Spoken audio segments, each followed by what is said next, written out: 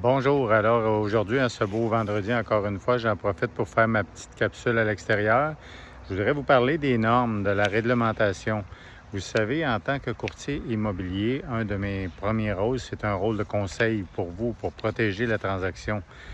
Plus que je vous donne d'informations crédibles, plus que vous allez prendre de meilleures décisions. C'est ce qui est vraiment important pour moi. C'est une partie très importante de mon travail. Vous savez, cette semaine, je visitais un terrain qu'on a inscrit, un nouveau terrain qu'on a inscrit. On peut parler, faut tout vérifier, un paquet d'éléments. Ça peut être des zones humides, zones inondables, zones protégées, zones riveraines. Et quand on parle d'une propriété, des autres propriétés, on parle de pyrite, pyrrhotite, ocre ferreux, radon, amiante. Ce sont toutes des choses qu'il faut vérifier, valider.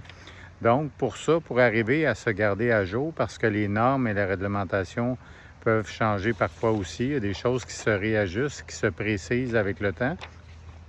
Bien, on est tenu de faire des formations, ce qu'on appelle la formation continue. Donc, c'est aussi très important pour se garder à jour et pour toujours mieux vous informer, de garder ça en tête pour vous donner des conseils. Dernièrement, il y a des choses qu'on entend des fois qui nous font un petit peu retrousser les poils sur les bras, comme on pourrait dire. Je fais une promesse d'achat pour protéger mon client. On demande un test de pyrite dans une zone où c'est connu, il y a souvent de la pyrite. Et le courtier dit à ses clients, oh, c'est pas important, il n'y a pas de pyrite ici, on n'en aura pas. Ça laisse une mauvaise image sur notre rôle, mais pour protéger mes clients, moi, je dois le demander dans une promesse d'achat. Donc, ce sont toutes des choses qu'il faut penser continuellement.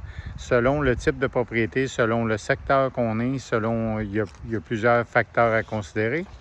Le but, vous donner des bonnes informations pour que vous preniez des bonnes décisions.